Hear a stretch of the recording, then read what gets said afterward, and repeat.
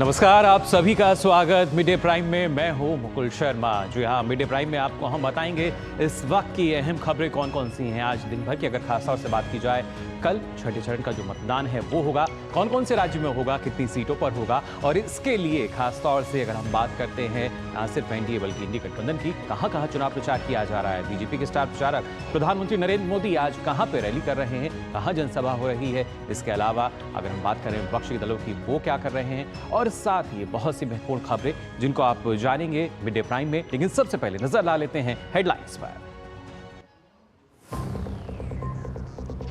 प्रधानमंत्री ने हिमाचल प्रदेश के शिमला में किया जनसभा को संबोधित। कहा, एक तरफ मोदी की गारंटी, दूसरी ओर कांग्रेस का झूठ।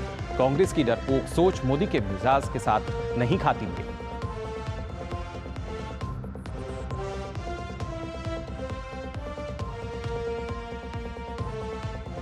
अंतिम चरण के लिए सभी पार्टियों के दिग्गज प्रचार में उतरे। अमित शाह की झारखंड में तो जेपी नड्डा की उत्तर प्रदेश में जनसभा। मल्लिकार्जुन खड़गे, मायावती समेत अखिलेश यादव और तेजस्वी भी कर रहे हैं अपनी पार्टी के लिए प्रचार।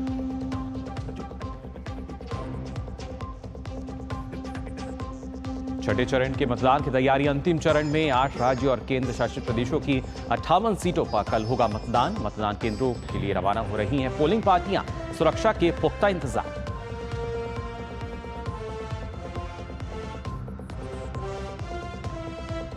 सूत्रों के हवाले से बड़ी खबर, नंदीग्राम हिंसा पर सख्त हुए पश्चिम बंगाल के राज्यपाल। मुख्यमंत्री ममता बनर्जी को लिखी चिट्ठी, फौरन कार्रवाई करने और कार्रवाई की रिपोर्ट सौंपने के दिए निर्देश।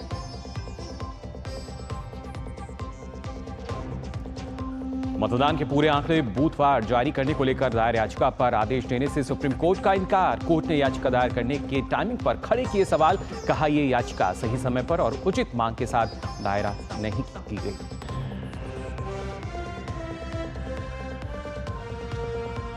पूर्वी उत्तर भारत में आसमान से बरस रही है आग। राजस्थान में जानलेवा हुआ बढ़ता तापमान, कई लोगों की मौत। गुजरात, मध्य प्रदेश, यूपी, हरियाणा और पंजाब समेत कई राज्यों में भी गर्मी का कहर। फिलहाल अगले कुछ दिनों तक राहत मिलने के आसार नहीं।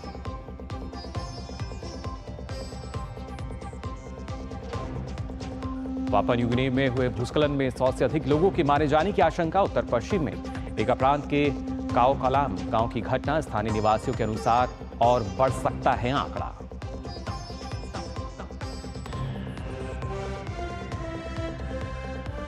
और आज होगा आईपीएल में दूसरे फाइनलिस्ट का फैसला। क्वालिफायर 2 में सनराइजर्स हैदराबाद का सामना राजस्थान रॉयल्स से। फाइनल में कोलकाता नाइट राइडर्स से भिड़ेगी विजेता टीम।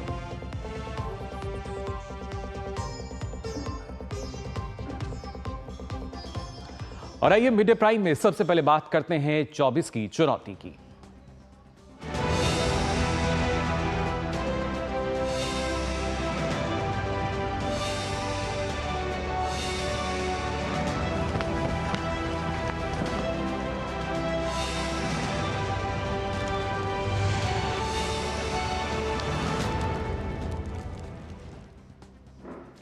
चौबीस की चुनौती के लिए लगातार जो दमखम है वो नजर आ रहा है। आज की अगर हम बात करें तो हिमाचल प्रदेश सिरमौर नाहन में प्रधानमंत्री ने चुनावी जनसभा की।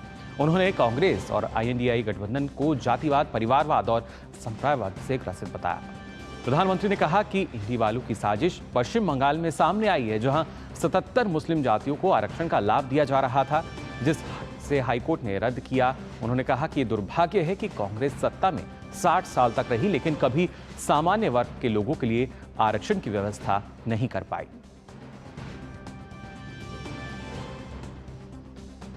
60 सालों तक कांग्रेस ने सोचा ही नहीं कि सामान्य वर्ग में भी गरीब होते हैं। क्या ब्राह्मण का बेटे परिवारों में गरीब कोई होता नहीं है क्या? क्या बनिए के परिवार में कोई गरीब होता नहीं क्या? उच्च वर्ण के लोगों के समाज में गरीब लोग होते हैं कि नहीं होते? उनकी परवाह ही नहीं थी, चिंता ही नहीं थी। उनको भी आरक्षण की जरूरत है।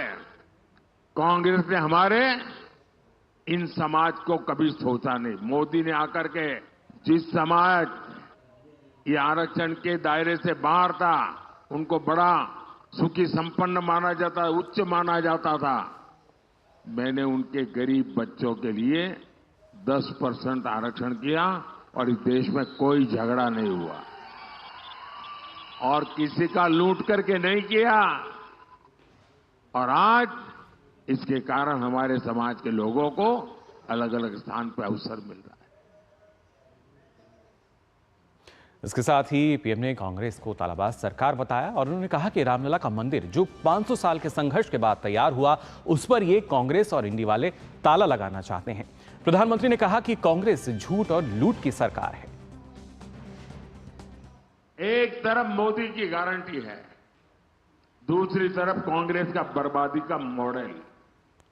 कांग्रेस सत्ता पाने के लिए कांग्रेस ने हिमाचल के लोगों से खूब झूठ बोला। कहा पहली कैबिनेट में ये होगा, वो होगा, पता नहीं क्या क्या बता दिया। और मेरे हिमाचल के लोग तो बड़े भले, बड़े प्यारे लोग हैं। उनको लगा हो सकता है ये ईमानदारी से बोलते होंगे। पहली कैबिनेट में तो कुछ हुआ नहीं, बल्कि कैबिनेट ही टूट फूट गई। साथियों, इतनी बड़ी संख्या में यहां मैं माताओं बहनों को देख रहा हूं। आप मुझे बताइए, कांग्रेस ने कहा था आपको 1500 रुपया देगी, क्या 1500 रुपया मिला? क्या मिला? क्या किसी के घर में आया? क्या कांग्रेस ने गोबर का पैसा देने का वादा किया था, किसी को मिला क्या? जरा जोर से बताओ ना भाई, डरो मत। मिला क्या? ये अभी ज्यादा दिन रहने वाले नहीं है, आप जरा हिम्मत से बोलो। मैं नौजवानों से पूछता हूं, पहली कैबिनेट में 1 लाख नौकरियां मिलनी थी, ये वादा किया था, मिल गई क्या? अरे पूरी ताकत से बताओ ना, जरा इनके दिल्ली के आकाओं को पता चले कि कैसा झूठ का खेल आपने इस पवित्र भूमि के पवित्र लोगों के साथ किया है। इसके साथ ही प्रधानमंत्री नरेंद्र मोदी शिमला की रैली के बाद मंडी जाएंगे, जहां बीजेपी प्रत्याशी के तौर पर अभिनेत्री कंगना रनौत पहली बार चुनाव लड़ रही हैं। कांग्रेस के विक्रमादित्य सिंह मंडी से चुनाव लड़ रहे हैं।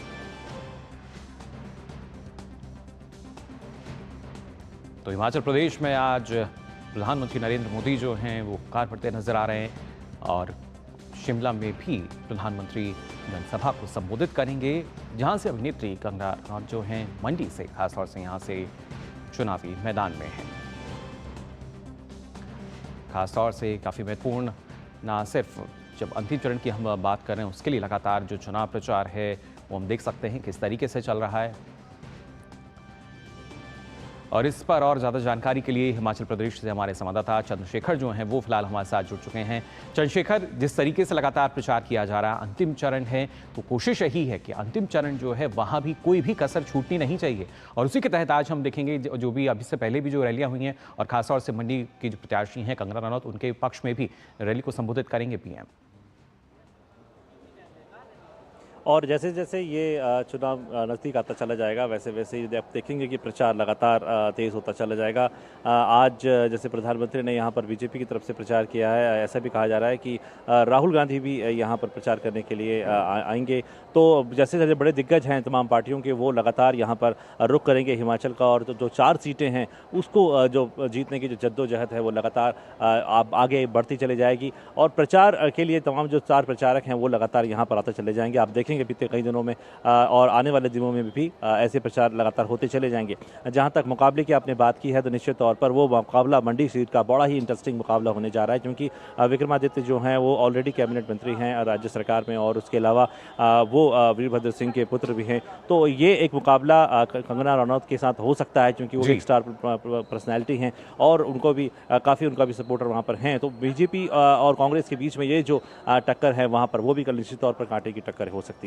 बिल्कुल चंद्रशेखर, इसके साथ साथ यहाँ के जो चुनावी समीकरण की अगर खासतौर से बात की जाए, वो किस तरीके का बनता हुआ नजर आ रहा है, और खासतौर से जो जनता का रुझान है वो कैसा आप देख पा रहे हैं? देखिए, पार्टियों के लिहाज से अगर हम बात करेंगे तो फिर निश्चित तौर पर, क्योंकि यहाँ पर जो कांग्रेस की सरकार है राज्य में और बीजेपी की सरकार जो है वो केंद्र में है, तो उनके बीच में आपसी एंटी इनकम्बेंसी को लेकर के एक दूसरे के प्रति लगातार एक दूसरे के प्रति आरोप प्रत्यारोप लगातार यहाँ पर चल रहा है। जनता के बीच में भी ये रुझान है, क्योंकि तमाम खेमे में यहाँ पर जो है वो जनता भी यहाँ पर बटी हुई नजर आती है। जब मतदाताओं की बात करें, क्योंकि जातीय समीकरण यहाँ भी देखने को मिलते हैं, और यहाँ पर भी जिस प्रकार से प्रधानमंत्री ने भी एक मुद्दा उठाने की यहाँ पे कोशिश की थी कि हाटी समुदाय जो है वो भी एसटी का जो आरक्षण मांग रहे हैं, उनको बीजेपी लगातार चाह रही है, लेकिन कांग्रेस ने बिल्कुल चंद्रशेखर, और उससे पहले ये भी एक हमने देखा था समीकरण जो है हिमाचल प्रदेश की जब हम बात करें तो सिरमौर नाहन में चुनावी जनसभा में प्रधानमंत्री नरेंद्र मोदी ने हिमाचल को अपना घर बताया था, और खासतौर से पीएम मोदी ने कहा कि ऐसा लग रहा है कि मैं अपने घर आया हुआ हूँ, आपका प्यार आपका आशीर्वाद हमेशा मुझे हिमाचली बनाकर रखता है। तो एक तरीके से अगर देखा जाए, प्रधानमंत्री ने जो जनता को संबोधित किया उसमें यही कहा कि ये भी मेरे लिए घर जैसा है। और लगातार हमारे संवाददाता जो हैं चंद्रशेखर, वो हमारे साथ बने हुए थे, बता रहे थे फिलहाल पीएम ने क्या कुछ कहा, आइए सुनते हैं। आपका ये प्यार, आपका ये आशीर्वाद मुझे हमेशा हमेशा हिमाचली बना के रखता है। और जब देश मोदी को जानता नहीं था, तब भी आप लोगों ने मुझे आशीर्वाद देने में, प्यार देने में कोई कमी नहीं रखी। समय बदला है, लेकिन मोदी नहीं बदला है।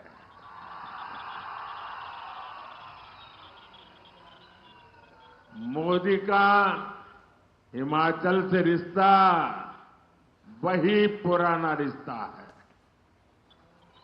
और आप लोगों को शायद खुशी होगी, जैसे मैं गर्व के साथ कहता हूं भारत का प्रधानमंत्री होने कि हिमाचल मेरा घर है, वैसे ही शायद आपको पता नहीं होगा, अफगानिस्तान के एक राष्ट्रपति थे श्रीमान करजाई, वो भी कहते थे हिमाचल मेरा घर है, क्योंकि वो शिमला में पढ़े थे। तो यहाँ सुना आपने किस तरीके से प्रधानमंत्री ने बताया कि जो हिमाचल है वो मेरा घर है। हमारे संवाददाता चंद्रशेखर लगातार हमारे साथ जुड़े हुए हैं। चंद्रशेखर, खासतौर से अगर बात की जाए, जैसा प्रधानमंत्री ने कहा कि हिमाचल भी मेरा घर है, और वहाँ जो घरवाले हैं, यानी जो वहाँ के परिवारजन हैं हिमाचल के, वो किस तरीके से देखते हैं? उत्साह काफ़ी था, काफ़ी सारी संख्या में लोग यहाँ पर आए थे, तकरीबन 25,000 की संख्या में यहाँ पे लोग थे, और उससे बाहर भी काफ़ी सारी संख्या में लोग जो है वहाँ पर खड़े हुए थे। और जब उनके हेलीकॉप्टर की आवाज़ सुनाई दी तो लगातार जो नारे लगते हैं मोदी मोदी के, वो यहाँ पर लगाए गए थे। उत्साह तो काफ़ी देखने को मिल रहा था, और काफ़ी हम कल से यहाँ पर हैं, और लोगों के बीच में भी काफ़ी गहमागहमी थी, हलचल थी कि देश के प्रधानमंत्री यहाँ पर आ रहे हैं। तो उसको लेकर के भी उन लोगों में क्यूरियोसिटी थी, वो क्या बोलते हैं, क्या जानना चाहते हैं। न सिर्फ बीजेपी के कार्यकर्ता बल्कि आम नागरिक जो हैं वो भी यहाँ पर इसको सुनने के लिए आए थे कि उनकी तरफ से क्या विजन यहाँ पर आने वाला है, और किस प्रकार से उन्होंने विकसित हिमाचल की बात की है, विकसित देश की बात की, और किस प्रकार से विकास को आगे लेकर के जाना है, वो एक रोड मैप बताने की जो बात कर रहे थे। और कई स्थानीय मुद्दे, जैसे कि मैंने आपको बताया, हाटी समुदाय को लेकर के जो मुद्दे थे, और तमाम जो स्थानीय मुद्दे थे, बेरोजगारी के मुद्दे हों, या फिर जो उन्होंने कहा कि नौकरी को देने वाला जो आयोग था वही यहाँ पर ताला लगा दिया गया है। तो सीधे तौर पर उन्होंने कटाक्ष किया, क्योंकि कभी युवाओं से मेरी बात हो रही थी, और कुछ समय पहले भी युवाओं से बात हुई, जो रोजगार का मुद्दा उनके लिए सबसे महत्वपूर्ण मुद्दा है, और उस मुद्दे को लगातार प्रधानमंत्री ने अपनी इन चीज़ों से यहाँ पर उठाने की कोशिश की। जी बिल्कुल। तो तमाम जो स्थानीय मुद्दे हैं उनको भी प्रधानमंत्री लेकर चल रहे हैं, और कोशिश यही है कि जो विकास है उसको कैसे हम मुख्य धारा से जोड़ सकते हैं। फिलहाल बहुत बहुत शुक्रिया चंद्रशेखर आपका हमारे साथ जुड़ने के लिए। और आइए आपको सीधे ले चलते हैं बिहार के आरंभ में, जहां अमित शाह एक जनसभा को संबोधित कर रहे हैं। हमेशा के लिए आतंकवाद का नामो निशान मिटा दी। मोदी जी ने इस देश से नक्सलवाद समाप्त किया। बड़ी आयु के लोग होंगे, उनको मालूम होगा हमारा आरा भी नक्सलवाद की चपेट में था।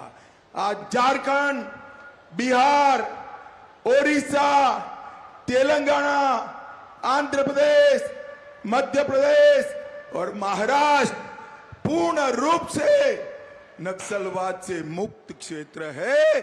और मैं कहता हूं, तीसरी बार मोदी जी को बना दो, छत्तीसगढ़ से भी हम नक्सलवाद को उखाड़ कर फेंक देंगे। भाइयों बहनों, ये लालू जी ने वोट बैंक की लालच में यहां जिस पार्टी माले को लड़ाया है, गलती से भी आरा वालों ये माले जीत गया तो फिर से नक्सलवाद और गोलियां फिर से आएगी। मुझे बताओ, नक्सलवाद फैलाने वाले माले को जीतना चाहिए क्या? अरे जोर से बोलो, जीतना चाहिए क्या? आपके खेत खलियान पर कब्जा चाहते हो? अपहरण की इंडस्ट्री चाहते हो? लूट खसोट चाहते हो क्या?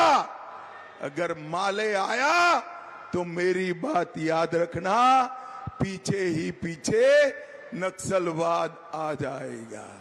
मगर कोई सवाल ही नहीं है, हमारे आरके सिंह लाखों वोट से जीतने वाले हैं, इसका मुझे बरोबर भरोसा है। भाइयों बहनों, आरा वालों, मुझे बताओ,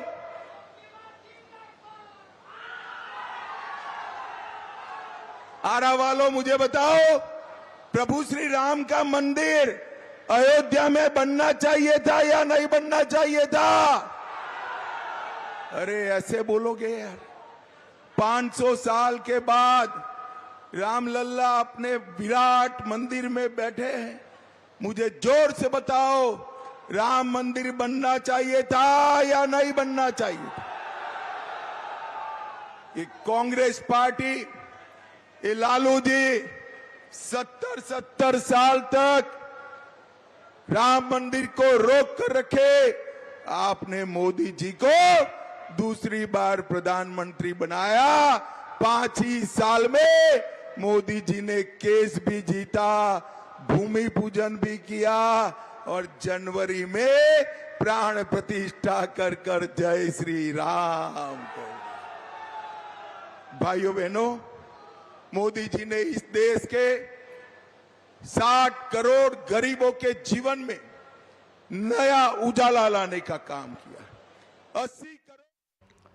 तो अमित शाह बिहार के आरा में इस चुनावी जनसभा को संबोधित कर रहे थे और सीधे तौर पर इंडी गठबंधन पर उन्होंने निशाना साधा। कांग्रेस की बात करें, लालू प्रसाद यादव की बात करें, ना तो उन्होंने विकास होने दिए और साथ ही बिहार जैसे राज्य की अगर बात की जाए तो यहाँ पर जिस तरीके से जो गुंडागर्दी है वो बढ़ी, अपहरण के मामले बढ़े और अब जो जनता है वो विकास चाहती है और उस विकास को लाने के लिए प्रतिबद्ध हैं, ऐसा कहते नजर आए अमित शाह। वहीं इस अंतिम चरण के चुनाव प्रचार की अगर हम बात करें तो लोकसभा चुनाव 7वें चरण जो है, इसमें सभी राजनीतिक दलों ने चुनाव प्रचार में अपनी पूरी ताकत लगा दी है।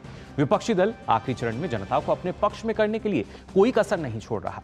कांग्रेस के राष्ट्रीय अध्यक्ष मल्लिकार्जुन खड़गे आज झारखंड के देवघर के मोहनपुर में चुनावी सभा को संबोधित करेंगे। मोहनपुर की सभा में खड़गे के साथ झारखंड के सीएम चंपाई सोरेन भी मौजूद रहेंगे। वहीं कांग्रेस नेता सचिन पायलट पंजाब के आनंदपुर साहिब सीट पर चुनाव प्रचार करेंगे। ये सीट साल 2019 में कांग्रेस ने ही जीती थी। पंजाब की सभी 13 सीटों पर 7वें चरण में 1 जून को मतदान होना है। पंजाब में बसपा सुप्रीमो मायावती आज एक जनसभा को संबोधित करेंगी और जनता से बसपा के पक्ष में मतदान की अपील करेंगी।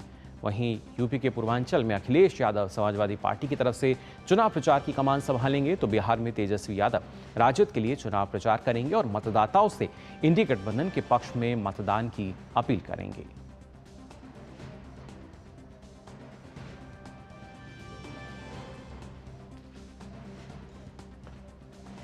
तो लगातार अब जो विपक्ष है वो भी इस आखिरी चरण के लिए हम देख सकते हैं किस तरीके से धुआंधार प्रचार में लगा हुआ है। और वहीं प्रधानमंत्री नरेंद्र मोदी ने निर्वाचन आयोग की निष्पक्षता पर विपक्ष के आरोप पर पलटवार किया है। इंडिया टीवी को दिए गए साक्षात्कार में पीएम मोदी ने बताया कि चुनाव आयोग पहले कांग्रेस का दलाल हुआ करता था। पूर्व प्रधानमंत्री राजीव गांधी की मौत का जिक्र करते हुए उन्होंने बताया कि किस तरह चुनाव आयोग का दुरुपयोग किया गया। इलेक्शन कमीशन को गाली देते हैं। हमारे देश का चुनावी व्यवस्था ये कहती है कि अगर कोई पार्लियामेंट सीट में अगर किसी कैंडिडेट की मृत्यु हो जाए तो वो चुनाव स्थगित होता है। ठीक है, अगर कोई पार्लियामेंट का कैंडिडेट उसका स्वर्गवास हो जाए तो वो सीट चुनाव स्थगित हो जाता है, उसकी एक बात में कोई मुझे बताए कि राजीव गांधी नाम का एक व्यक्ति जो पार्लियामेंट के चुनाव का कैंडिडेट था, उनकी आतंकवाद में हत्या हो गई, उनकी सीट कैंसिल होनी चाहिए थी, रुकनी चाहिए थी चुनाव, लेकिन उस समय के इलेक्शन कमीशन ने पूरे देश का चुनाव रोक दिया। कोई लॉजिक नहीं था और करीब 21-22 दिन दिए और उनके अस्थि लेकर के पूरे देश में यात्राएं चली और फिर चुनाव की डेट दी गई। तो कौन सा लेवल पे गिर था देश के इलेक्शन कमीशन, और बाद में वो खुद कांग्रेस के कैंडिडेट बन के अडवाणी के खिलाफ चुनाव लड़ रहे थे। आप इलेक्शन कमीशन की बातें करते हो, और इसलिए जो न्यायिक हो रहा है वो उनको लेवल प्ले फील्ड नहीं लगेगा। बहुत स्वाभाविक है, क्योंकि उन्होंने अब तक स्पेशल कैटेगरी, स्पेशल फायदा ही उठाया। दरअसल चुनाव आयोग के नियम ये कहते हैं कि यदि चुनाव के दौरान किसी उम्मीदवार की मृत्यु हो जाती है तो उसे विशेष सीट पर चुनाव रद्द कर दिया जाता है और बाद की तारीख में कराया जाता है। सिर्फ एक सीट के लिए पूरा चुनाव स्थगित करने का कोई नियम नहीं है। फिर भी मई 1991 में जब राजीव गांधी की हत्या हुई तो ठीक यही किया गया था। पूरा चुनाव 3 सप्ताह के लिए स्थगित कर दिया गया था। कम से कम 7 मुख्यमंत्रियों ने चुनाव स्थगित करने का कड़ा विरोध किया। कई लोगों ने इसे लोकतंत्र और संविधान की हत्या बताया। कांग्रेस के करीबी माने जाने वाले तत्कालीन चुनाव आयोग प्रमुख टीएन शेषन मनमाने ढंग से कार्रवाई करते हुए चुनाव तकरीबन 3 सप्ताह के लिए उन्होंने आगे बढ़ा दिया। जानकार बताते हैं कि उस 3 सप्ताह के स्थगन का उपयोग कांग्रेस पार्टी ने अपने लिए सहानुभूति लहर पैदा करने के लिए किया। विज्ञापनों में सोनिया गांधी और प्रियंका गांधी का उपयोग किया गया। अंतिम संस्कार यात्राएं निकाली गईं। सहानुभूति वोट पाने के लिए हर जरूरी चाल चली गई और अंतिम परिणाम ये हुआ कि चुनाव स्थगित करने के निर्णय ने चुनाव परिणाम को पूरी तरह से पलट दिया। जिन सीटों पर राजीव गांधी की हत्या से पहले चुनाव हुए थे वहां कांग्रेस को भारी नुकसान हो रहा था। उसका प्रदर्शन 1982 से भी बदतर होता। जिन सीटों पर स्थगन के बाद चुनाव हुए उनमें योजना के अनुसार कांग्रेस की जीत हुई। कांग्रेस जीतने और सरकार बनाने में कामयाब रही, भले ही वह अभी भी अल्पमत में थी। टीएन शेषन के आदेश को बाद में कांग्रेस पार्टी ने इनाम देकर चुकाया और उन्हें लालकृष्ण आडवाणी के खिलाफ कांग्रेस का लोकसभा उम्मीदवार भी बनाया गया। इसके साथ ही प्रधानमंत्री नरेंद्र मोदी ने करप्शन का आरोप लगाते हुए आम आदमी पार्टी के मुखिया और दिल्ली के मुख्यमंत्री अरविंद केजरीवाल पर जोरदार हमला बोला। पीएम ने दिल्ली के सीएम को अनुभवी चोर करार दिया है। साथ ही ये भी बताया कि आखिर उनके घर क्यों नहीं नोटों की गड्डियां मिल रही हैं। ऐसा है कि वो अफसर रहे हुए, इसको मालूम है कि सरकार किस प्रकार से करती है, उन चीजों की वो तो घेराबंदी कर ही लेंगे। जो अनुभवी चोर रहता है ना उसको बड़ी सुविधा रहती है कि जो सरकार में रहा हुआ अफसर होगा उसको मालूम होगा ईडी ऐसे जाएगी, सीबीआई ऐसे जाएगी, बड़ा इतनी चीजों को चौक चौकन कर लीजिए फिर प्रॉब्लम नहीं होगा। तो सोच के रखता है ये। जैसे आप लोग हैं इतने सालों, कोई भी पॉलिटिकल लीडर आएगा तो आप आराम से तय कर सकते हैं कि ऐसा करेगा।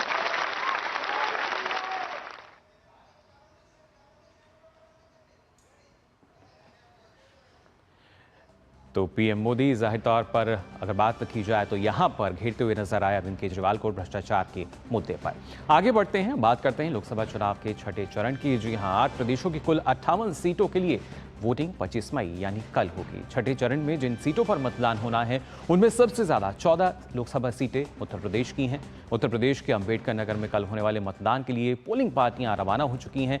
इसके साथ ही जम्मू कश्मीर के राजौरी, हरियाणा के रेवाड़ी और देश की राजधानी दिल्ली में भी तैयारियां पूरी कर ली गई हैं। इन 4 तस्वीरों में आप देख सकते हैं किस तरीके से अलग अलग राज्य जो हैं उनकी सीटों पर मतदान के लिए जो तैयारियां हैं वो किस तरीके से पूरी हो रही हैं। जो पोलिंग पार्टियां हैं वो रवाना हो रही हैं मतदान स्थल की ओर।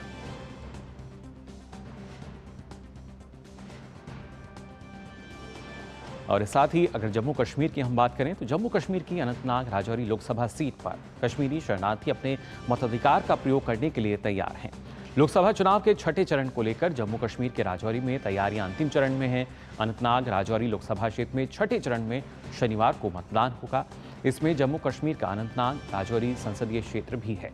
वहीं चुनाव को लेकर सुरक्षा के कड़े इंतजाम किए गए हैं। वोटिंग से पहले सुरक्षा व्यवस्था को और बढ़ा दिया गया है।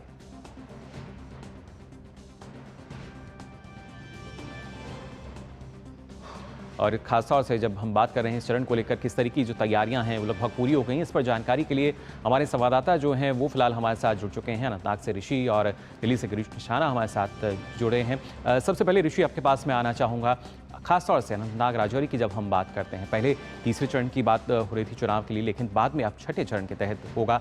किस तरह की तैयारियां और जो जनता है, क्योंकि पिछले चरण में भी हमने देखा जो जम्मू कश्मीर की जनता है, जमहूरियत है, उसका किस तरह का उत्साह है वोट को लेकर, मतदान को लेकर, इस चरण में क्या उम्मीद हम कर सकते हैं? देखिए, जहाँ तक अनंतनाग राजौरी लोकसभा सीट की बात करें तो ये बेहद दिलचस्प मुकाबले वाली सीट है, क्योंकि ये एक ऐसी सीट है जम्मू कश्मीर में जिसमें कश्मीर और जम्मू दोनों का इलाका एक ही सीट पर चुनाव के दौरान इस पर मतदान होना है।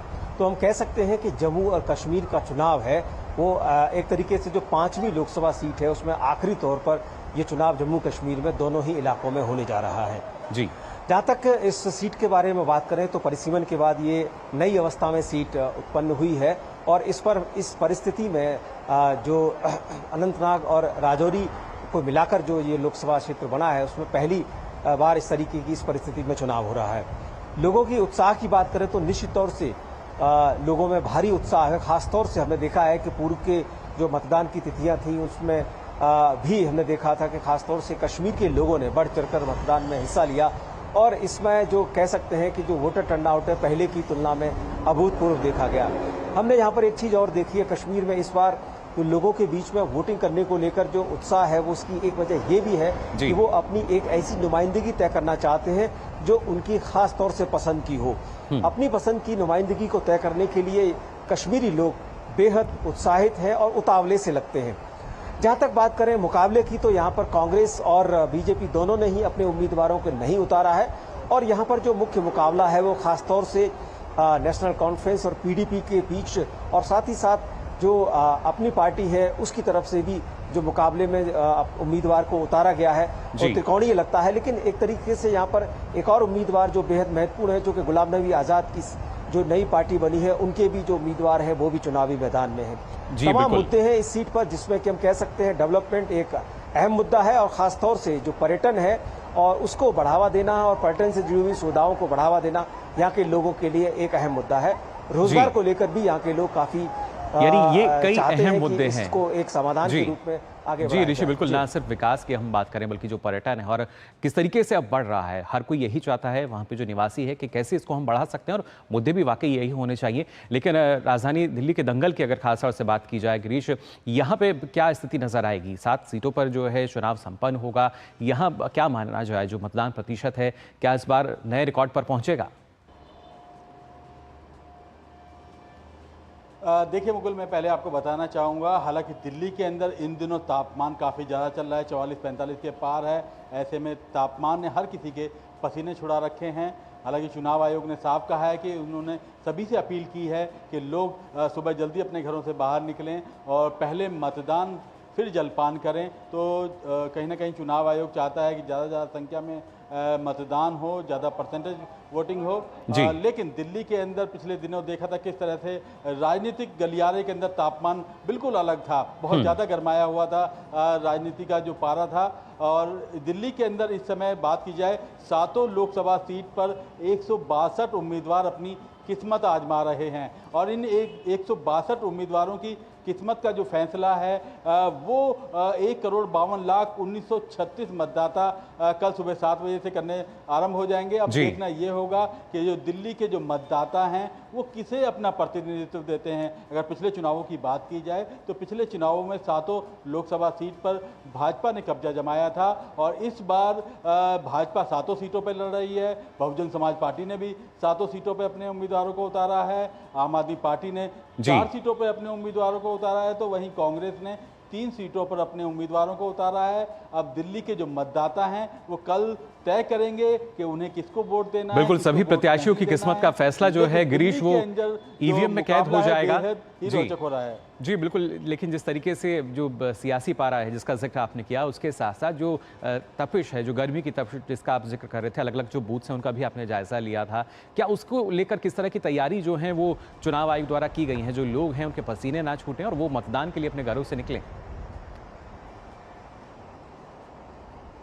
देखिए, चुनाव आयोग ने तमाम अपनी तैयारियां पूरी कर ली हैं। खास तौर पर दिल्ली के अंदर जो सातों लोकसभा सीटों के अंदर 70 विधानसभाएं आती हैं और 70 विधानसभा क्षेत्रों के अंदर एक एक आदर्श मतदान केंद्र बनाया गया है। इसके अलावा एक एक पिंक बूथ बनाया गया है और दिव्यांगों के लिए भी सातों लोकसभा सीटों में एक एक खास तौर पर एक बूथ बनाया गया है। और कहीं ना कहीं जो आदर्श मतदान केंद्र हैं मुकुल, वहां पर विशेष इंतजाम किए गए हैं। चाहे मतदाताओं को आने के लिए, स्वागत के लिए रेड कारपेट की बात की जाए, रेड कारपेट बिछाया गया है। उनको एक अलग लोकतंत्र के पर्व में एक अलग अनुभूति होगी। इसके साथ ही पीने के पानी की व्यवस्था खास तौर पर की गई है। बैठने के लिए खास तौर पर सोफे और कुर्सियां लगाई गई हैं। जगह जगह गुब्बारे लगाए गए हैं। तो जो एक अलग माहौल देखने को मिलेगा। इतना ही नहीं, कई पोलिंग स्टेशन पे मैं गया तो वहाँ पर ऐसा देखने को मिला जहाँ पर पंखे के साथ साथ पोलिंग स्टेशन के अंदर कूलर भी लगाए गए हैं, ताकि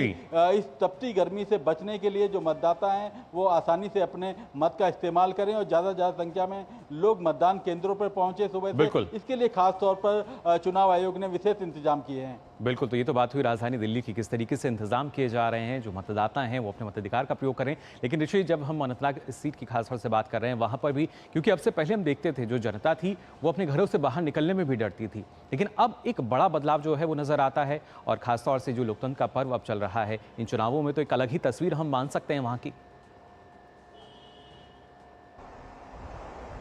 बिल्कुल, न सिर्फ चुनावों में बल्कि इससे पहले ही यहाँ पर जो तस्वीर है वो बदल चुकी है। और यहाँ पर जो आमतौर पर जो कश्मीरी हैं वो वर्तमान परिस्थिति में खास तौर से जो पर्यटन को बढ़ावा मिला और जो सुरक्षा का जो माहौल यहाँ पर स्थापित हुआ, उसके बाद तमाम जो वातावरण पैदा हुआ जिससे उन लोगों ने अपने अंदर जो अमन चैन की भावना और सुरक्षा की भावना को यहाँ पर महसूस किया। उसके बाद जो मैंने जैसे कि कहा कि एक उतावलापन भी है इस बार मतदान करने को लेकर। हमने बहुत सारे लोगों से बात की। पहले भी कुछ लोगों ने ऑन कैमरा बोला था कि हम पहली बार वोट डालने आए हैं या डाला है, तो इस बार भी ऐसे तमाम लोग हैं जो ये कह रहे हैं कि हम पहली बार वोट डालेंगे, जबकि उनकी उम्र 50-60 के आसपास है। तो ये जो बदलाव है ये बहुत बड़ा बदलाव है। और कश्मीर में जो अमन चैन की जो स्थापना हुई है उसको लेकर हम कह सकते हैं कि कश्मीर के लोग अब इसी दिशा में आगे बढ़ना चाहते हैं। खास तौर से जो एक खूबसूरत इलाका है, इस खूबसूरत इलाके के जो खूबसूरत लोग हैं वो अमन चैन को पसंद करते हुए एक अमन पसंद जो अपना जो नुमाइंदगी तय करने वाला जो उम्मीदवार है उसकी ओर आगे बढ़ रहे हैं। और इसमें इसी वजह से हमने देखा है कि जो पर्यटन के अलावा यहाँ जो तमाम उत्पादन की जो चीजें होती हैं, यहाँ की लोकल चीजें होती हैं, वो चाहते हैं कि वो देश के दूसरे हिस्सों में पहुंचे। बिल्कुल, यही उम्मीद जो है आम जनता भी कर रही है, अपना जीवन जीते हैं। तो देश की जो अन्य पूरे देश से जुड़ने की जो भावना है वो कश्मीरियों में दिखाई दे रही है। बिल्कुल, और यही कनेक्टिविटी जो है ये काफ़ी महत्वपूर्ण है और उम्मीद हम यही कर रहे हैं कि इसके बाद और जो तस्वीर है और बदली हुई हमें नजर आएगी। लाल, ऋषि और गिरीश, आप दोनों का बहुत बहुत शुक्रिया हमारे साथ जुड़ने के लिए। तो हमारे संवाददाता बता रहे थे किस तरीके से जो स्थिति है वो छठे चरण में नजर आ रही है अलग अलग स्थानों पर। वहीं हरियाणा की भी अगर हम बात करें तो 25 मई को लोकसभा की 10 सीटों पर यानी कल यहां मतदान होगा, जिसको लेकर के हरियाणा सरकार, जिला प्रशासन, इलेक्शन कमीशन और पुलिस प्रशासन पूरी तरीके से अलर्ट है। पुलिस एजेंट उनके बूथ के हिसाब से ईवीएम मशीनें जो हैं दे दी गई हैं। इन तमाम तैयारियों का जायजा लिया हमारे संवाददाता मुकेश शुक्ला ने। लोकसभा चुनाव के मद्देनजर 25 मई को हरियाणा की 10 सीटों पर मतदान किए जाएंगे और इसको लेकर के प्रशासन पूरी तरह से मुस्तैद है। तमाम पोलिंग एजेंट को ईवीएम मशीन के साथ साथ बैलेट पेपर भी दिए जा रहे हैं और वोटिंग लिस्ट भी उनके हाथ में दी गई है। और उसके अलावा पुलिस की जो तैयारी है वो पूरी मुस्तैदी की साथ यहाँ पर की गई है। तमाम पुलिस प्रशासन को अलर्ट पे रखा गया है और हर पोलिंग बूथ पर उनकी डिप्लॉयमेंट की गई है। साथ ही साथ मॉडर्न पोलिंग बूथ बनाए गए हैं जिससे कि उन लोगों को सुविधा दी जा सके जो कि दिव्यांग हैं, ऐसे लोगों को वहाँ पर वोट कास्ट करने में मदद हो जिनकी उम्र जो है वो 70 साल से ज़्यादा है। और जो लोग असमर्थ हैं पोलिंग बूथ तक आने के लिए, उनका घर से ही वोट करा करके उनको यहाँ पर लेकर के आया जाएगा। इस तरह से 10 सीटों के लिए जो 25 मई को मतदान किए जाएंगे हरियाणा में, उसके लिए वो तमाम तैयारियां यहाँ पर पुख्ता कर ली गई हैं। किसी भी तरह की गलत गतिविधि को रोकने के लिए तमाम प्रशासन अलर्ट पर है। कैमरामैन भीम सिंह के साथ में मुकेश शुक्ला, डीडी न्यूज, रेवाड़ी, हरियाणा। तो पूरी मुस्तैदी के साथ जो तैयारियां हैं देखिए वो की जा रही हैं। पोलिंग पार्टियां जो हैं अपने गंतव्य स्थान पर रवाना हो रही हैं।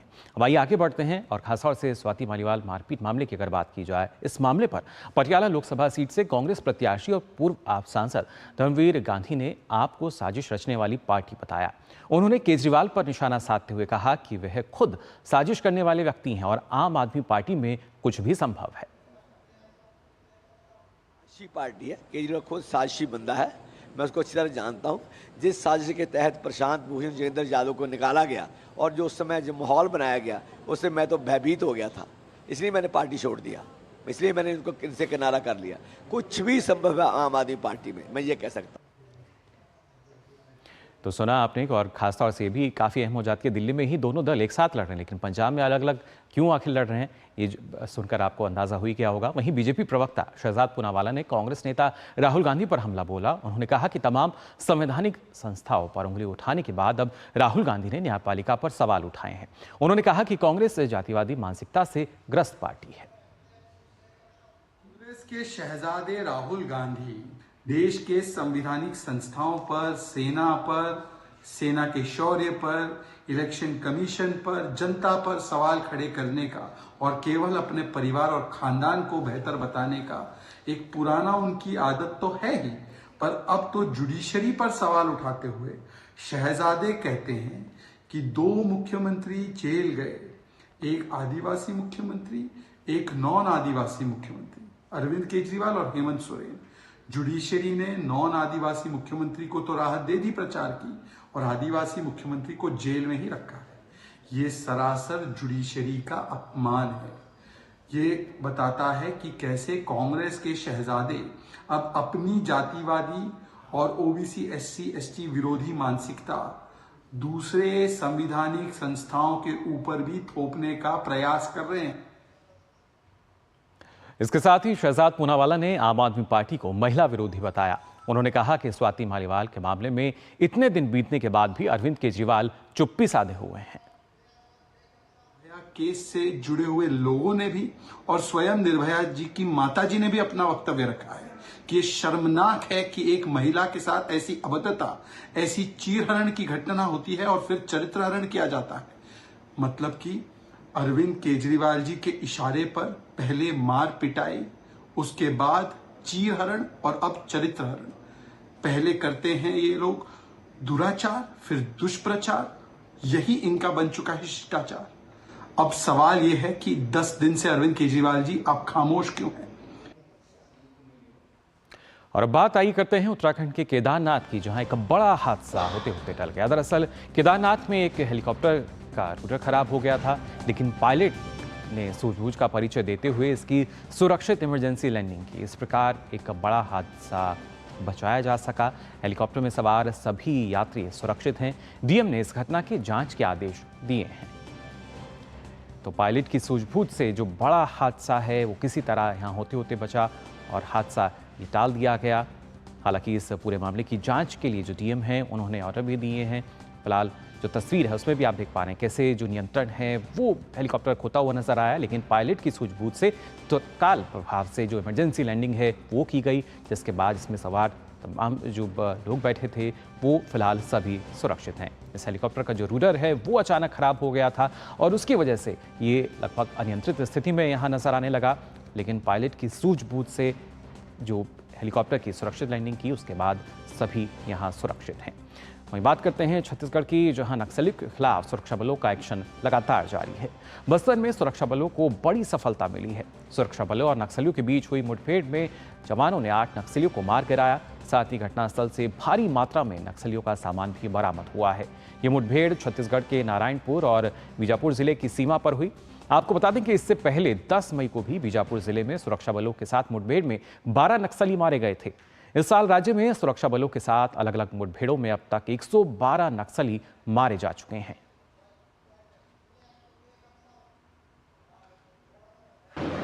डीआरजी, बस्तर फाइटर और सीआरपीएफ के जवान संयुक्त ऑपरेशन पर थे और उस समय मुठभेड़ हुआ। मुठभेड़ में वर्दीधारी, हथियारधारी 7 नक्सली और एक आज उसमें और स्पष्ट हुआ तो 8 ऐसे नक्सली मारे गए हैं। ये सुरक्षा बलों के शौर्य के आधार पर है, उनके भुजाओं की ताकत के आधार पर है। विनम्रतापूर्वक सरकार अपील करती है कि नक्सली सारे, माओवादी सारे मुख्यधारा में जुड़ें, अच्छा जीवन जिएं, पुनर्वास करें। कोई विशेष बात हो तो वह भी हमको स्पष्ट करें, जिसके लिए पहले ही गूगल फॉर्म और ईमेल आईडी वगैरह जारी किया गया है। तो छत्तीसगढ़ में तो जो सुरक्षा बल हैं वो कोशिश कर रहे हैं शांति व्यवस्था कायम रहे, लेकिन बात अगर पश्चिम बंगाल की करें, जी हाँ, नंदीग्राम में माहौल तनावपूर्ण बना हुआ है। यहाँ भारी संख्या में सुरक्षाकर्मी तैनात किए गए हैं। सूत्रों के अनुसार नंदीग्राम में हिंसा को लेकर राज्यपाल ने ममता बनर्जी सरकार से एक्शन रिपोर्ट मांगी है। नंदीग्राम में कल भारतीय जनता पार्टी और तृणमूल कांग्रेस के कार्यकर्ताओं के बीच झड़प हुई थी, जिसमें बीजेपी की एक महिला कार्यकर्ता की मौत हो गई थी और भारतीय जनता पार्टी के 7 कार्यकर्ता भी जख्मी हो गए थे। भाजपा ने हिंसक झड़प के विरोध में नंदीग्राम में बंद का ऐलान किया था। आपको बता दें कि नंदीग्राम वो इलाका है जो पूर्व मेदिनीपुर जिले में स्थित है और यहाँ कल मतदान होना है।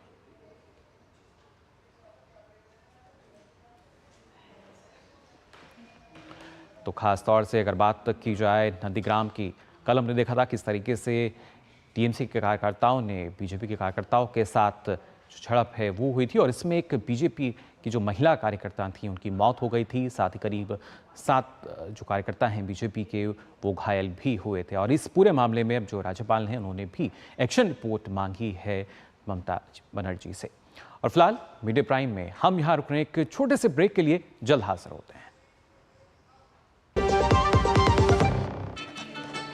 फूल वाला, केटरिंग वाला, बैंड वाला, ये लो भाई। बैंड बजेगी पापा, अगर गड़बड़ हुई तो गए पैसे। अरे नहीं रे, बैंक संभाल लेगा। कैसे? मैंने पॉजिटिव पे सिस्टम पे रजिस्टर किया है। बैंक को चेक्स और बेनिफिशियरीज की जानकारी दे दी है। बैंक चेक करेगा, जांच करेगा, डिटेल्स मैच नहीं तो क्लियरेंस नहीं। अच्छा, लाइए मुझे दीजिए। फोटो वाला, लाइट वाला, मंडप वाला। आरबीआई कहता है जानकार बनिए, सतर्क रहिए। बिल्कुल सही कह रहे हैं। बात जब पीढ़ियों के लिए बनने वाले घर की हो तो जिम्मेदारी बड़ी हो जाती है। गैलेंट समझता है ये जिम्मेदारी। अब डबल एम रिब्स के साथ गैलेंट एडवांस टीएमटी रीबार, निर्माण का real hero. Delivery boy has picked your order. अरे भाई पता है भूख लगी है। 30 मिनट का मैसेज नोटिफिकेशन आया था ना। मैसेज के सारे थोड़ी बैठ सकते हैं। कल आपने कुछ शेयर्स बेचे थे ना? हाँ, तो चेक किया? मैसेज आया तो था। सिर्फ मैसेज काफी नहीं है। आप शेयर मार्केट में कोई भी ट्रांजैक्शन करते हैं ना, तो स्टॉक एक्सचेंज से आए एसएमएस या ईमेल को अपने डीमैट अकाउंट और बैंक स्टेटमेंट के साथ भी टैली कीजिए। बेटा भूख में ना दिमाग बंद हो जाता है। सोच कर, समझ कर, इन्वेस्ट कर।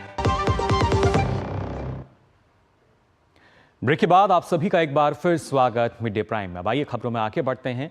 दरअसल मतदान के पूरे आंकड़े बुधवार जारी करने को लेकर दायर association for democratic reforms NGO की याचिका पर आदेश देने के सुप्रीम कोर्ट ने इनकार कर दिया है। जस्टिस दीपांकर दत्ता ने एडीआर की याचिका की मेंटेनेबिलिटी पर सवाल उठाते हुए कहा कि अभी दायर की गई आपकी याचिका में जो मुख्य मांग की गई है वो 2019 में दायर आपकी याचिका में भी शामिल थी। 2019 की याचिका अभी पेंडिंग ही है। आप इस तरह से एक के बाद एक याचिका दायर नहीं कर सकते। कोर्ट ने याचिका दायर करने की टाइमिंग पर सवाल खड़ा किया है।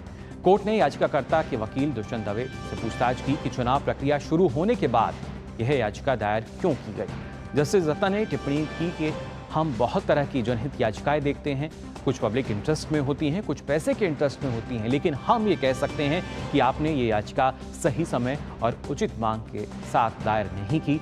चुनाव आयोग ने याचिका का विरोध करते हुए कहा था कि नियमों के अनुसार फॉर्म 17C यानी कि किसी मतदान केंद्र पर डाले गए वोट के रिकॉर्ड की कॉपी केवल प्रत्याशी के एजेंट को ही दी जा सकती है। फॉर्म 17C का सार्वजनिक रूप से खुलासा किए जाने का कोई प्रावधान नहीं है। फॉर्म 17C को जल्दबाजी में वेबसाइट पर अपलोड करने से गड़बड़ी हो सकती है, इसमें छेड़छाड़ की जा सकती है, जिसके चलते चुनावी प्रक्रिया को लेकर जनता के बीच अविश्वास पैदा हो सकता है। तो मतदान के जो पूरे आंकड़े हैं उनको बूथवार देने की बात कही गई थी, लेकिन सुप्रीम कोर्ट ने जो याचिका दायर की थी इस पर सवाल उठाया है कि ये समय जो है सही नहीं है, क्योंकि चुनाव का जो प्रक्रिया है वो देश में चल रही है और साथ ही साथ जो मांग की गई है, इससे पहले भी 2019 का यहाँ हवाला दिया गया कि 2019 में भी इस तरह की जो एक याचिका है वो दायर की गई थी। और इस पर और ज़्यादा जानकारी के लिए हमारे संवाददाता सुप्रीम कोर्ट से विकास सारथी फिलहाल हमारे साथ जुड़ चुके हैं। विकास, जानना चाहेंगे इस पूरे मामले में क्या ताज़ा जानकारी निकल कर आ रही है? जी बिल्कुल, सुप्रीम कोर्ट ने कहा है कि इस वक्त कोई वजह नहीं दिखती कोर्ट को कि कोई अंतरिम आदेश पारित किया जाए। इसकी दो वजह है। पहली कि इस तरह की याचिका जब 2019 में आई थी, चुनाव आयोग ने उस पर अपना हलफनामा दिया था और उसके बाद से खुद याचिकाकर्ता ने भी उस केस को परस्यू नहीं किया। और अब जब चुनाव प्रक्रिया चल रही है, इस बीच में एक नई पिटीशन दाखिल की गई। कोर्ट ने यही कहा कि जब 2019 में जो मांग की गई थी वो अभी भी पेंडिंग है, सुप्रीम कोर्ट के सामने लंबित है, तो फिर ये नई याचिका क्यों? दूसरा, कोर्ट ने कहा कि अगर हम सुप्रीम कोर्ट के पुराने फैसलों को भी देखें तो उनमें ज्यादातर फैसलों में कहा गया है कि जब एक बार चुनाव की प्रक्रिया शुरू हो जाए तो जो मौजूदा नियम है उनमें बदलाव का कोई औचित्य नहीं है और इससे रिफ्रेन करना चाहिए, इससे कोर्ट्स को बचना चाहिए। यही वजह है कि कोर्ट ने खासतौर से वैकेशन बेंच थी, जिसके पास किसी भी मामले को बहुत दिनों तक सुनवाई का मौका नहीं होता। ये अर्जेंट रिलीफ्स के लिए और इंटरिम मेजर्स के लिए ही ये जो बेंच है वो मामलों को सुनती है।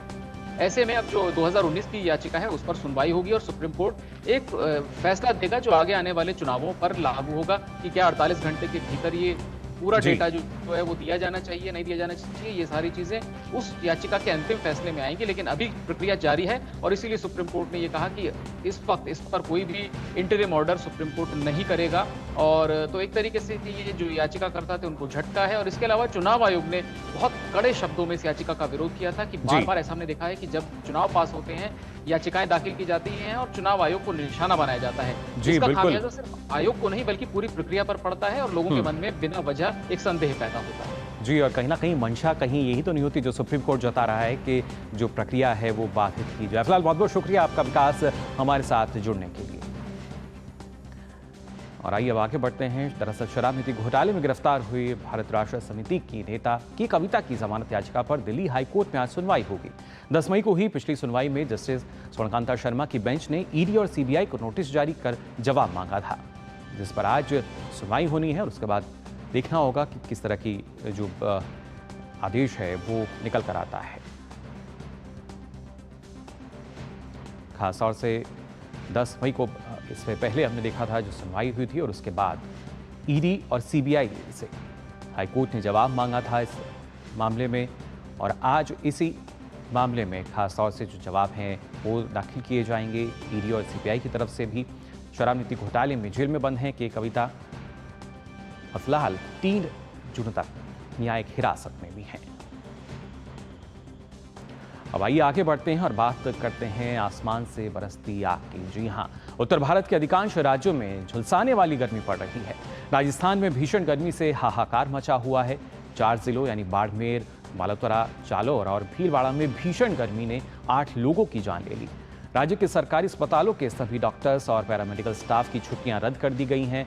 बाड़मेर में तापमान लगातार दूसरे दिन 48 डिग्री के पार रहा। यहां तापमान 48.8 डिग्री पर पहुंच गया। राजस्थान के अधिकांश हिस्सों में अगले 3 दिनों के लिए रेड अलर्ट जारी किया गया है। गुजरात, मध्य प्रदेश, यूपी, हरियाणा और पंजाब के कई शहरों में भी तापमान 45 से 46 डिग्री सेल्सियस के पार पहुंच गया। वहीं मौसम विभाग ने अगले कुछ दिन भयंकर लू की चेतावनी भी जारी की है। दिल्ली, हरियाणा, पंजाब, उत्तर प्रदेश, राजस्थान, मध्य प्रदेश और गुजरात में अगले 5 दिन ऐसे ही हालात बने रहेंगे। इन राज्यों में भी लू का रेड अलर्ट जारी किया गया है। लगातार गर्मी का जो हाहाकार है वो देखने को मिल रहा है। राजस्थान की बात करें, उत्तर प्रदेश की बात की जाए, खासतौर से जो मौसम विभाग द्वारा रेड अलर्ट जारी किया गया है, जो लू की स्थिति है वो भयंकर हो सकती है। और राजस्थान जहां पे तापमान जो है वो लगातार बढ़ता हुआ नजर आता है। 48.8 डिग्री सेल्सियस जो है सबसे अधिक तापमान जो है वो दर्ज किया गया था। और खासतौर से ना सिर्फ इन जिलों की हम बात करें बल्कि इसके अलावा भी और भी राज्य गुजरात या मध्य प्रदेश में भी जो तापमान है वो 45-46 डिग्री से ऊपर ही दर्ज किया जा रहा है और आने वाले दिनों में लगभग यही स्थिति बनी रहेगी।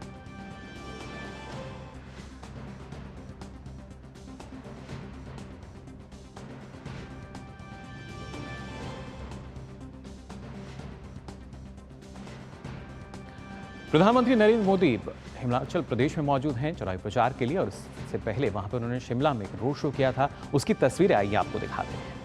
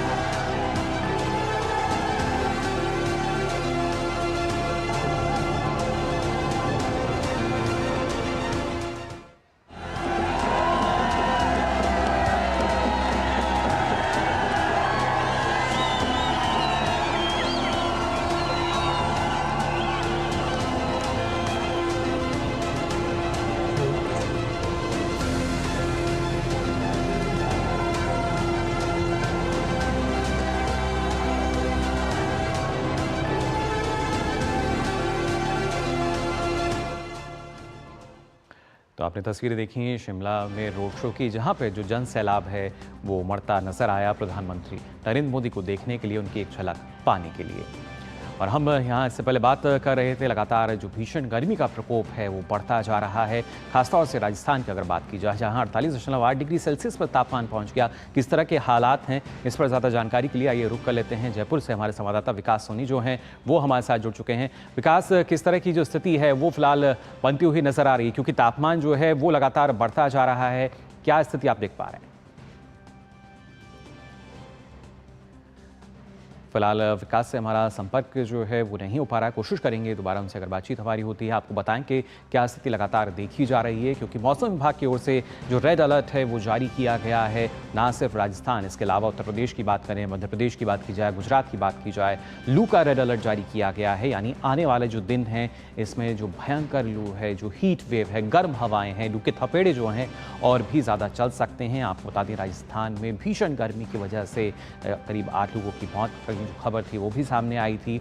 और ऐसे में लगातार प्रशासन जो है पुख्ता इंतजाम भी कर रहा है, लेकिन जो पारा है लगातार बढ़ता हुआ नजर आता है। अब आइए आगे बढ़ते हैं और बात करते हैं कारोबार जगत की भी। मेक इन इंडिया का असर अब देश ही नहीं बल्कि विदेशों में भी दिख रहा है।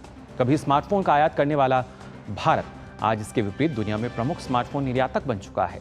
स्मार्टफोन अब भारत से चौथी सबसे बड़ी निर्यात की वस्तु बन गई है। वित्त वर्ष 2023-24 में 42% की वृद्धि के साथ ये $15.6 बिलियन पर पहुंच गया और पिछले वर्ष की रैंकिंग में एक पायदान ऊपर पहुंच गया है। बिजनेस स्टैंडर्ड में प्रकाशित खबर के मुताबिक भारत ने अप्रैल 2022 से स्मार्टफोन के लिए अलग से डेटा इकट्ठा करना शुरू किया था। वाणिज्य विभाग के आंकड़ों के मुताबिक भारत ने वित्त वर्ष 2023-24 में स्मार्टफोन का सबसे ज्यादा निर्यात अमेरिका, संयुक्त अरब अमीरात, नीदरलैंड और यूके को किया गया।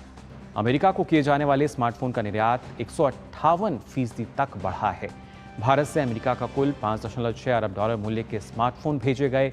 India cellular and electronics association के शुरुआती अनुमान के अनुसार 2023 और 24 में निर्यात और घरेलू दोनों बाजारों के लिए भारत में उत्पादित मोबाइल उपकरणों का मूल्य 4.1 लाख करोड़ रुपये तक बढ़ गया, जो सालाना आधार पर उत्पादन में 17% की बढ़ोतरी है। सरकार द्वारा चलाई जा रही PLI स्कीम से भारत में स्मार्टफोन मैन्युफैक्चरिंग को बढ़ावा देने में अहम योगदान मिला है, जिससे भारत को चीन के बाद दूसरा सबसे बड़ा मोबाइल फोन उत्पादक देश बनाने में मदद की है। और आइए बात करते हैं खेल जगत की भी। खेल खबरों में अगर खासतौर से बात की जाए IPL की, तो उसके दूसरे फाइनलिस्ट का फैसला आज होगा। आज होने वाले क्वालिफायर 2 में सनराइजर्स हैदराबाद का सामना राजस्थान रॉयल्स से होगा। सनराइजर्स हैदराबाद को क्वालिफायर 1 में कोलकाता नाइट राइडर्स के खिलाफ हार का सामना करना पड़ा था। वहीं राजस्थान रॉयल्स ने RCB को एलिमिनेटर राउंड में हराया था। इस मैच में जीत दर्ज करने वाली टीम IPL फाइनल में कोलकाता नाइट राइडर्स से भिड़ेगी। और आइए मिड डे प्राइम में जल्दी से आपको बताते हैं अंतर्राष्ट्रीय खबरें भी, जी हाँ, जो कि दुनिया भर में सुर्खियों में छाई हुई हैं। सबसे पहले पापुआ न्यू गिनी की अगर हम बात करें तो एक दूरदराज के इलाके में शुक्रवार को हुए भूस्खलन में 100 से अधिक लोगों के मारे जाने की आशंका है। ऑस्ट्रेलियन ब्रॉडकास्टिंग कॉर्प की खबर के अनुसार भूस्खलन की घटना कथित तौर पर दक्षिण प्रशांत द्वीपीय देश की राजधानी पोर्ट और स्पी से लगभग 600 किलोमीटर दूर उत्तर पश्चिम में एगा प्रांत के काओकालाम गांव में घटी। यह हादसा स्थानीय समय अनुसार तड़के 3 बजे के करीब हुआ। इलाके के निवासियों का कहना है कि मृतकों की संख्या 100 से अधिक हो सकती है। हालांकि अधिकारियों ने इस आंकड़े की पुष्टि नहीं की है।